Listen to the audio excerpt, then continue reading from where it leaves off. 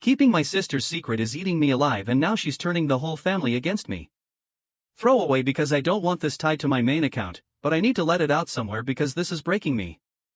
Over a year ago, my sisters and I took a DNA test. Just for fun, those ancestry ones everyone does. And surprise, one of us has a different father. The sister it affected, I'll call her M, was shocked, understandably. We were all shocked. But she begged us not to tell our parents. We agreed because it felt like the compassionate thing to do. But ever since then, I've been living with this weight. I see my parents and feel like a liar. They talk about our childhood, family memories, and we just sit there, all pretending everything is normal. And it's not just me. The other sisters feel it too and also just want to clear the air. None of our other sisters or I care that she has a different father, nothing feels different about her being our sister. We just hate having to hide this from our parents. But no one says a word because M controls everything with her moods. Here's the thing. M has always been like this. She's the low-key bully in the family. The one who steamrolls everyone. No one ever calls her out because it's easier to just avoid the fight. Pick your battles has turned into never picking any when it comes to her. Even our parents tiptoe around her. She's 30, has a college degree, doesn't work, lives at home rent-free, doesn't date, doesn't have much of a life outside of us sisters, and yet somehow, she thinks she has authority over everything. Especially relationships. She hates men. I'm not saying she's cautious or protective, she actively hates them. She talks down about every boyfriend or husband before even meeting them. And once she meets them, she's openly rude, cold, and dismissive. Every time someone in our family gets into a relationship, we're suddenly on defense.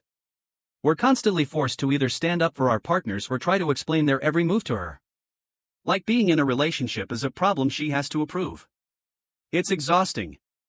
For context, I have a chronic illness. So does my husband. And as a couple, we're really intentional about where we put our energy. We don't say yes to every family gathering. We show up when we can, but not when it's going to cost us days of recovery. Same for another sister of mine who's seeing someone new. She decided to skip a recent event too. Suddenly, that's a huge issue. My mom sent this guilt-laced message saying she was hurt we couldn't give just 3 hours. Mind you, I haven't gone to this kind of family thing in years without it being a big deal. But now it is. My husband, trying to support me, sent a calm message saying we weren't coming, and that was that. And then, M exploded. She called me, screaming. She didn't ask. She didn't check in. She went straight into a full-blown tirade. My husband overheard and, yeah, he lost his temper. He told her to go F***ck herself. Was it mature? Maybe not. But after years of watching her bully everyone, I don't blame him. Now guess who everyone's mad at? Me. Not her, for screaming at me over a boundary. Not her, for constantly sabotaging every partner that gets close to our family. Me, because someone finally stood up to her. I've kept her secret for over a year. I've watched everyone around me walk on eggshells because she might get mad. I've held back, shut my mouth, let things slide to keep the peace. And for what? So she can flip out the second she doesn't get her way?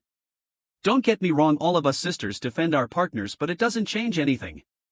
All of us sisters used to be super close.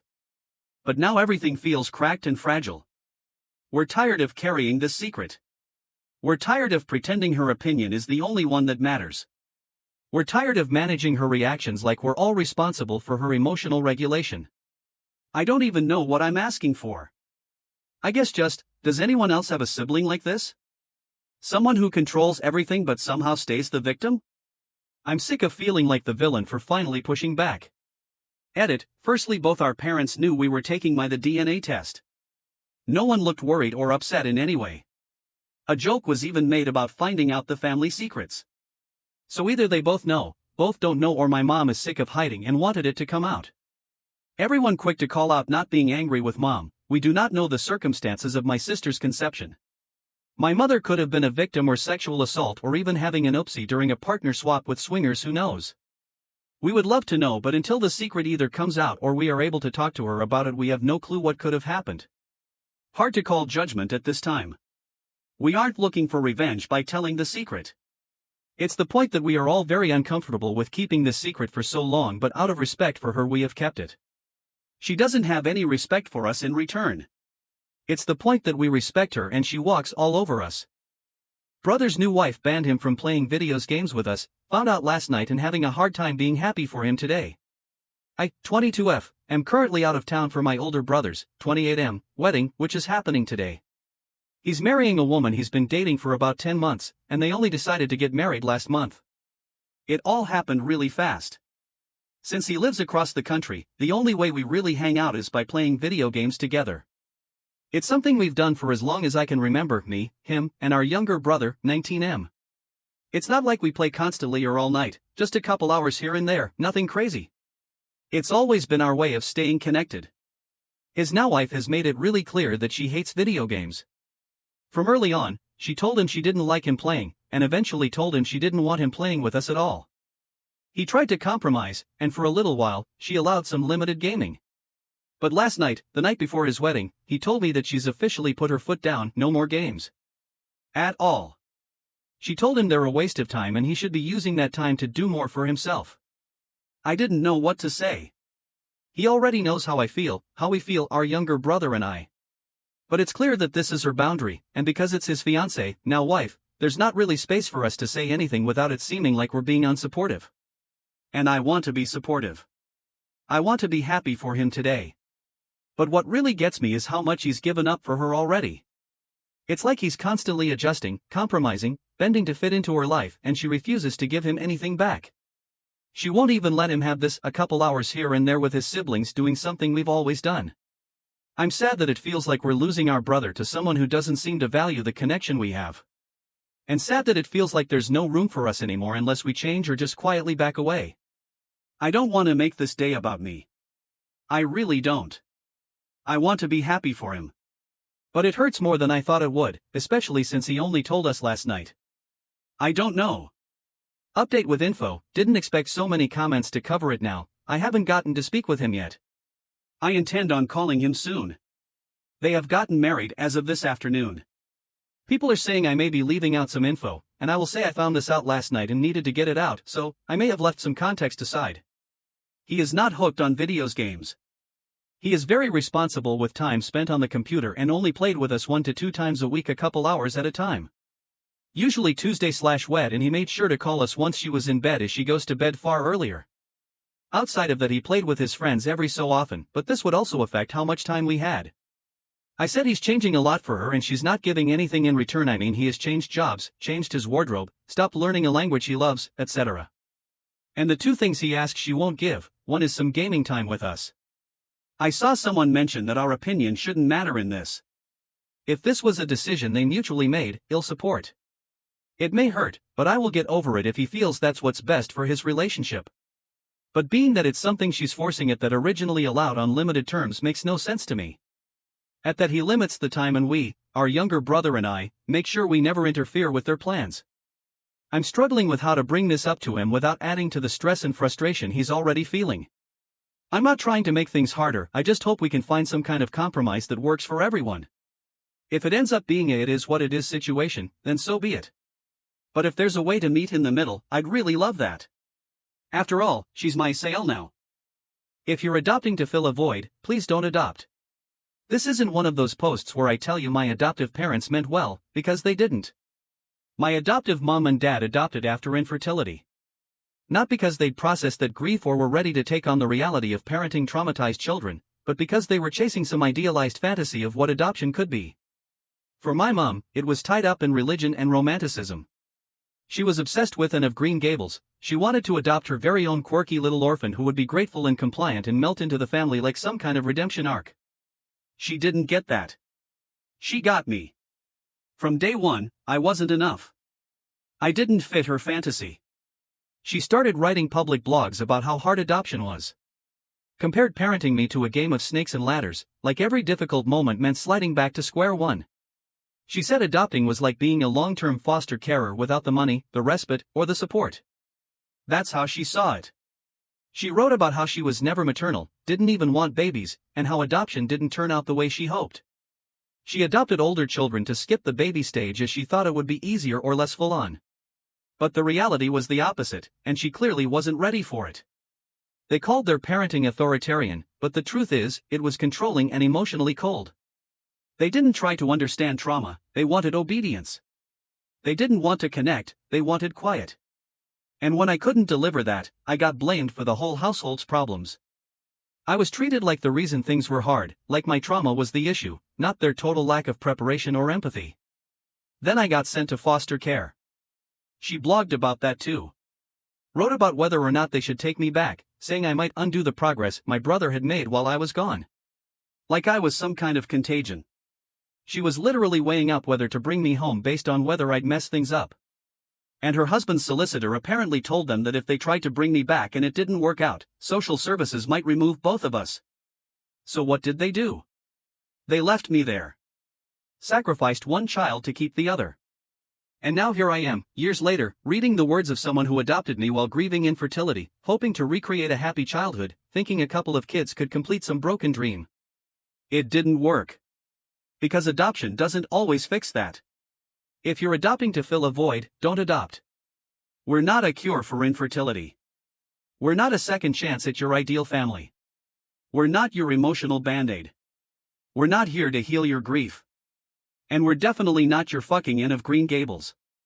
Religious people adopting because they think God will make it work is terrifying. Kids are not miracles. They're not divine tests. If you're parenting based on what the Bible tells you rather than what your child needs, don't adopt.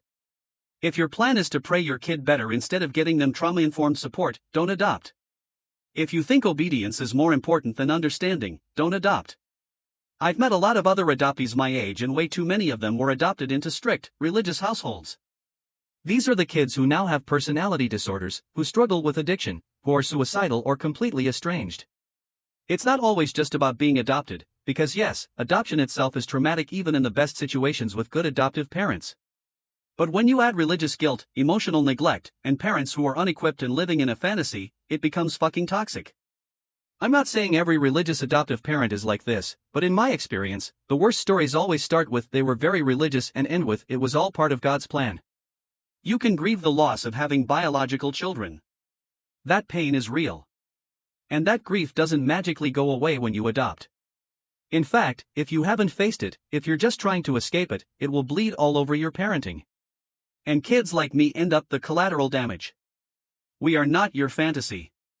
We are not your redemption story. We are not your second best.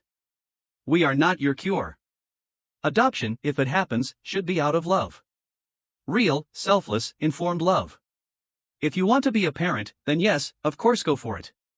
But don't go into it trying to fix something missing in your life. You need to be equipped. You need to understand trauma. You need to be prepared for hard questions, for pain, for a child who may even resent you sometimes, and you deal with that.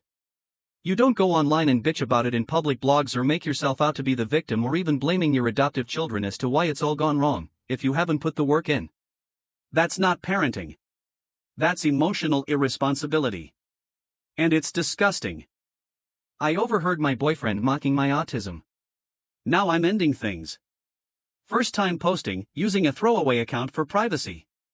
Sorry, if the formatting is off. I, 29F, have a boyfriend, 32M, and we've been together for almost a year now. Some background, I'm autistic, specifically, I'm high functioning. I've never struggled intellectually, in fact, my autism has helped me excel academically, and I earned all my degrees faster than most people. Professionally, I'm doing great. However, socially, it's a different story. I often struggle to understand social nuances. That's actually what drew me to my first degree in psychology, an attempt to understand people on a theoretical level. But even with all that knowledge, real emotional connection is still something abstract to me. I can explain attraction and relationships academically, emotional support, self-affirmation, etc., but I don't really feel it the same way others do. Because of this, my social circle has always consisted of other neurodivergent people and close colleagues. I hate having to explain myself constantly. Then about a year ago, I met Jake, fake name. He's neurotypical, and I was genuinely surprised by how easily we clicked, something that almost never happens for me with people outside the neurodivergent community. Things were great at first, we went on dates, I even willingly cut down my work hours, which had never happened before. Work has always been incredibly important to me. Jake was attentive and made a sincere effort to understand my disorder. Early on, he asked for more information, so I gave him some books, and I was touched when he actually read them. But about 3 months ago, things started to change. According to Jake, we were arguing more. Because of my autism, I often don't realize when I offend people unintentionally, so I've always appreciated when someone would calmly explain what I did wrong so I could learn and do better. Jake used to do just that. He'd gently point things out and offer alternative ways to phrase things. I appreciated that.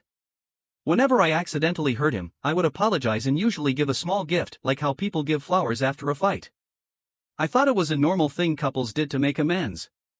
For example, once at a dinner with his family, his sister said something rude to me. His dad tried to brush it off, saying she was always like that, and I said, "Oh, it's fine. I used to work with children who had narcissistic parents, she's just projecting." Later, Jake told me that his mother was deeply upset because she thought I was calling her a narcissist, and he said I should apologize. I honestly still don't see what was wrong with what I said. From a psychological point of view, it was a fair assessment, but to avoid making it worse, I apologized and even bought his mother a necklace. After that incident, Jake started pointing out every little thing I said. It wasn't just occasional corrections anymore, it felt constant. And each time, he expected me to apologize, sometimes accompanied by a gift. At first, I thought maybe I was messing up more.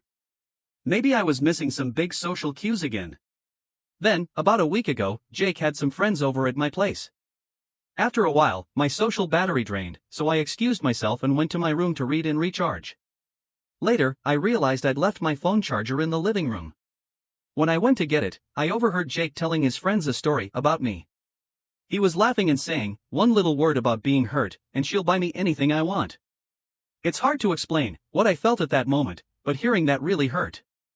And in that moment, everything clicked: the endless apologies, the constant gifts, the sudden increase in mistakes I was supposedly making. He wasn't helping me, he was using me. Using my trust, my guilt, my need to do the right thing, twisting them for his own benefit. I didn't say anything. Just went back to my room and closed the door. Texted him that I have work to do, so he can stay at his place tonight. I'm obviously ending things. My girlfriend, now ex, cheated on me during their work project. I'm just so lost and numb. My father cheated on my mom for many years, almost causing her to overdose. Due to those circumstances, it solidified my conviction, which is if I ever get into a serious relationship, I would cherish and love that person with all my heart and that I will never hurt them. My mom already experienced too much trauma, and I don't want to reciprocate my father's actions. My girlfriend Max and I have been serious with each other for the past 3.5 years. We have already met each other's parents, went on different vacations with just the two of us, and stayed strong despite a long-distance relationship that started roughly a year ago. During my last visit in their home, she mentioned that she and her group mates in school are planning on renting an apartment close to their school for an upcoming project and asked if I'm okay with it, given that she would be renting it with other boys in their class. I should mention that Max is living pretty far away from her school, roughly a 15 to 20-minute bus ride.